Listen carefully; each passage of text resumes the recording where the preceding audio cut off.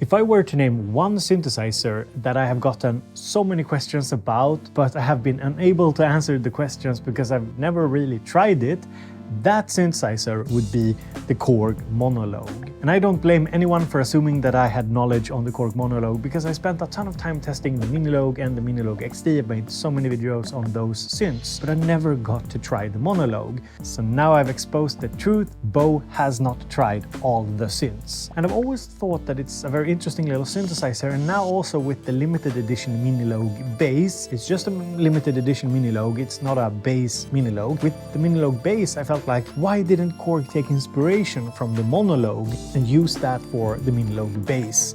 That could have been so cool. But hey, I'm not an engineer, so what do I know if it's easy or not? So there was no special reason why I haven't tried it until now. I found it on a sale and I just had to buy it. So in today's video we're gonna take a look at what makes the Korg Monologue so special, and I'm gonna answer the question if it's still worth getting now that it's been out a few years. And today's synth exploration is sponsored by DistroKid, and if you're looking for a way to release your music, you definitely should check out DistroKid. And if you check the description of the video, there is a link there, and if you use it, you get a discount. It only costs $20 a year for unlimited amounts of uploads to all relevant stores. So if you don't know what the Korg Monologue is, it's a one-voice, two-oscillator bass-focused synthesizer, and it can sound a bit like this.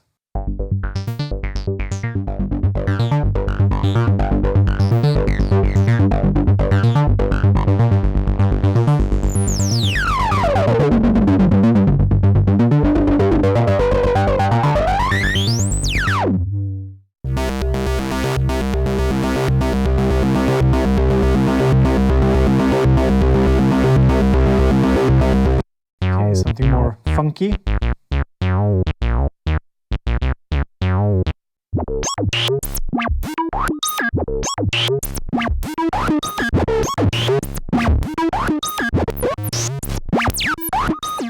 And as you can see here, it has a 16-step sequencer.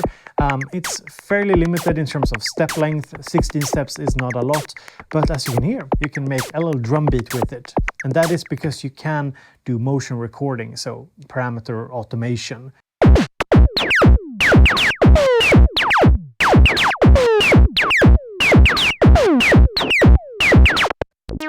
Okay, we got some acid.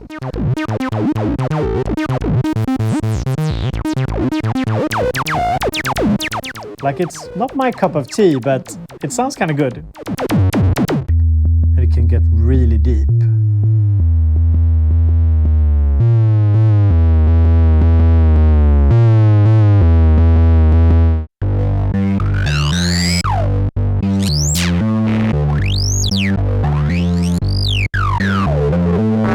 And you can do classic sync sounds on it.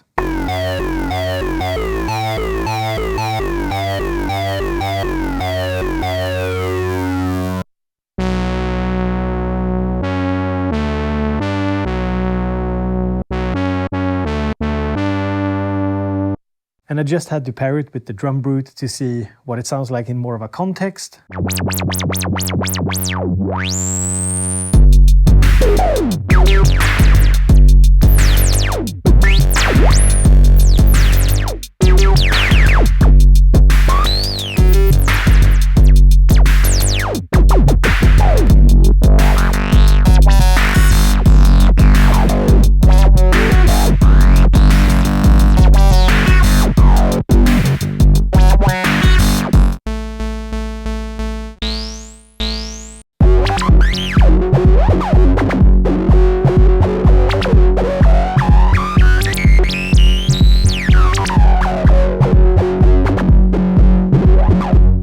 So I think we're getting a sense of what the Monologue here sounds like. It's not super wide in terms of the sounds it can create, but there's definite quality to the sound. All right, so inspired by a little video by my friend Oscillator Sync, I'm gonna try and step sequence a little drum sequence here, and we'll see where it ends up. And if you haven't seen his videos on the Korg Monologue, I'll link some of them down in the description.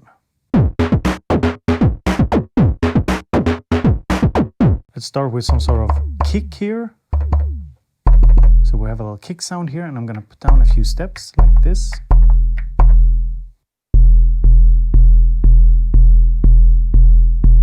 now we're going into motion, and I'm gonna lock the cutoff, the resonance, the decay, and the level of VCO2. And I'm gonna do that for all the steps. So by putting down notes and doing some motion recording here per step, we get a little drum groove. And to make the kick sound a bit better, here I'm putting the LFO here, pretty high rate, pretty high intensity to, I think, to cutoff, and we're doing one shot and we're doing the sawtooth. Okay, now we're starting to get somewhere. I mean, we're getting somewhere. It's actually not sounding too bad. So, let's bring in some drive. Yeah, that's kind of cool.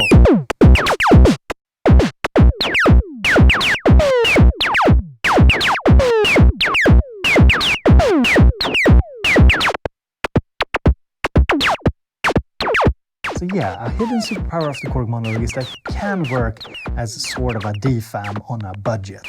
But it does require a bit of work, but then again, so does the DFAM. So let's dive into the synth and see what it can do. So first up, we're gonna initialize something here, program edit, initialize, execute, right, yeah, so let's go left to right. So we start here with oscillator number 1. 3 waveforms, we have sawtooth, triangle, and square, with wave shape,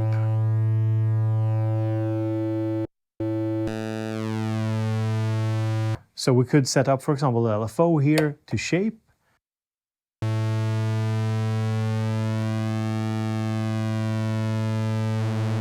for some of that pulse width modulation action.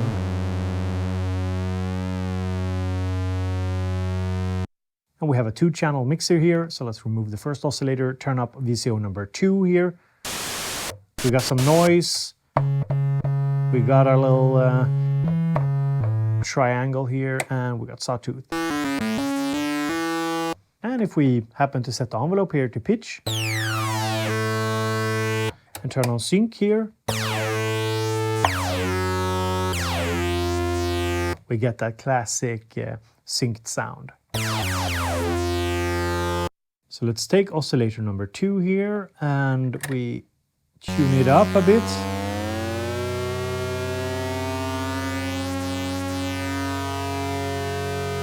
And we add some drive.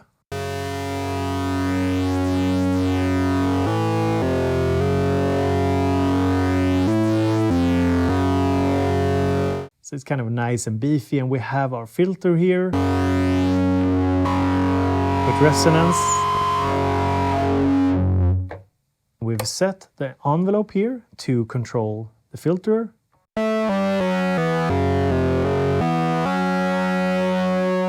And now is a good time to mention that the keyboard, well, it's kind of weird. I know there's a reason for it, I just can't remember why, but the keyboard here doesn't start with a C. And that is a little wonky, and it definitely makes it more difficult to play for somebody like myself.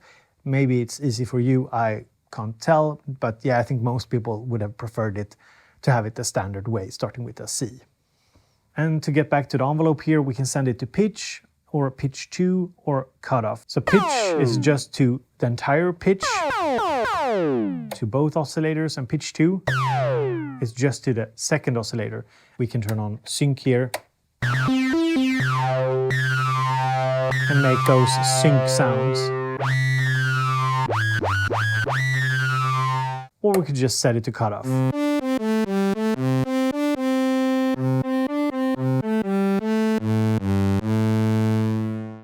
Then we have the LFO here with a slow, fast, and one-shot setting. So basically, have the LFO go really fast. You can get into audio rate territory. Now we're controlling the shape or pitch. And we can also set it to cutoff. There's also triangle, sawtooth, and square waves. Oh, and there's also ring mod. So we're gonna keep it at sync because I kind of like it. Also good to note, the unit can be battery powered, so you can bring it with you like a true hipster on the bus or coffee shop and just, you know, sit there and make your acid bass lines while you're drinking your soy latte. I don't know. Who am I kidding? Like we all know that that's me, right? I'm the dad with the synth in the coffee shop. Yeah, and everybody's like, what's he doing? And I also wrote down on my cheat sheet that in the menus there's portamento settings. There's also a way to sync the LFO here to BPM, which is kind of nice. And a real cool thing is that you can key trigger the sequence, and I'm gonna show you what that means by recording a little sequence.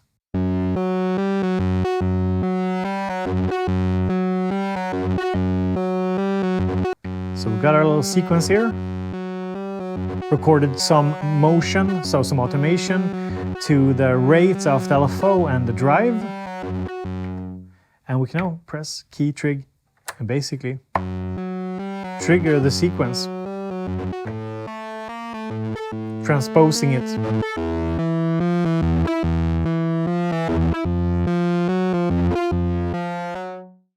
So, kind of cool, and I think there's only 4 lanes for automation, but I mean for a small bass synth I think that's plenty enough. So in summary, we have the 2 oscillators here with wave shaping, which is really nice. That gives you a lot more sound design potential. We have the filter combined with the drive makes this one really special to me compared to, say, the Minilogue or Minilogue XD. It just gives it more of a fat and gnarly kind of sound. And we have a pretty limited envelope. We have the LFO here. It's pretty similar to something on the Minilogue or Minilogue XD. Of course, one could have always asked for more modulation options, maybe in the menus. The step sequence are only 16 steps. That's a bummer. And this is something that I've talked to Korg about, that we can handle more than 16 steps. Now, before I give you the answer to the age-old YouTuber question, is it worth it? We gotta talk about something else that is worth it, namely today's sponsor, DistroKid.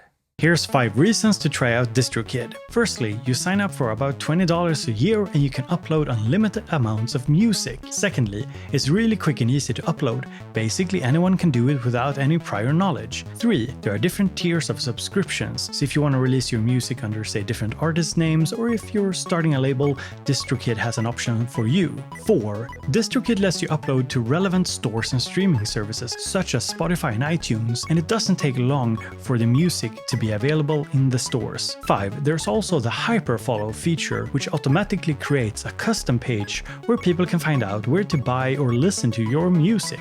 And I personally really like this feature. So go and check out DistroKid using my link in the description. You get a little discount and you support the channel. So now we've come to the part of the video where I tell you if it's still worth getting. Should you get the Korg Monologue in this day and age? Well, why shouldn't you? Like, why wouldn't this be just as great an instrument as it was when it was released, right? Well, on the surface that is true, but the competition has changed over time. You know, markets shift and the value proposition of a product changes. If you are looking for a small mono synth, there is a lot of competition out there right now. You got, for example, the IK Multimedia Uno Synth Pro, the desktop version. It's kind of around the same price as the Monologue.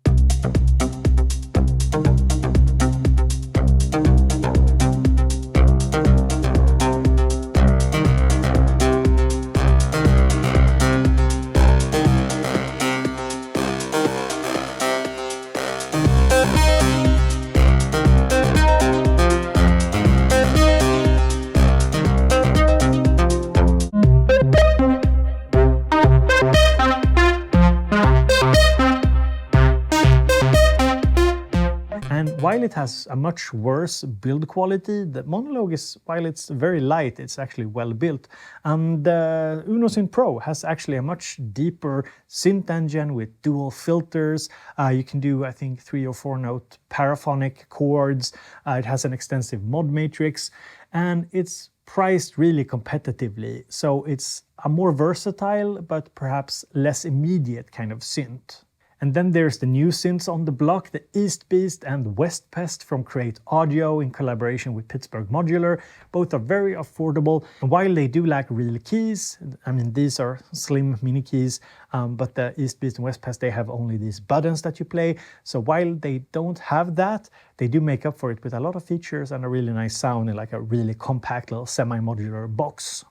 And then there's still the Bass Station 2, which is a bit more pricey than the Korg Monologue, but it also has a deeper synth engine. But I personally always found it to be a little bit too harsh sounding, but it's very capable and it got larger keys than the Monologue, so that could be a plus. And while I was editing the video, I was reminded by Jeff over at our Discord. It's community.bobeats.tv. You should definitely go and join it. I was reminded that Dreadbox also has some really interesting mono synths, definitely worth checking out. And then on the totally digital side of things, we do have the Micro Freak, which can make some really good bass sounds. So it is digital and it lacks the great physical feel of the Monologue, but it's still a worthy contender. So is it worth getting the Korg Monologue? When it came out, a big resounding yes. Nowadays, yes, but with a little asterisk. Check out the competition also, because there's a lot out there that you might also like. So, great little synth, but a lot of fierce competition out there. So, if you found the video interesting, if you did, be sure to check out, for example, my Patreon, patreon.com/Bobeats, if you want to support the channel. And also check out today's sponsor, DistroKid, linked down in the description. I hope to see you in a future video. Thank you so much for being here.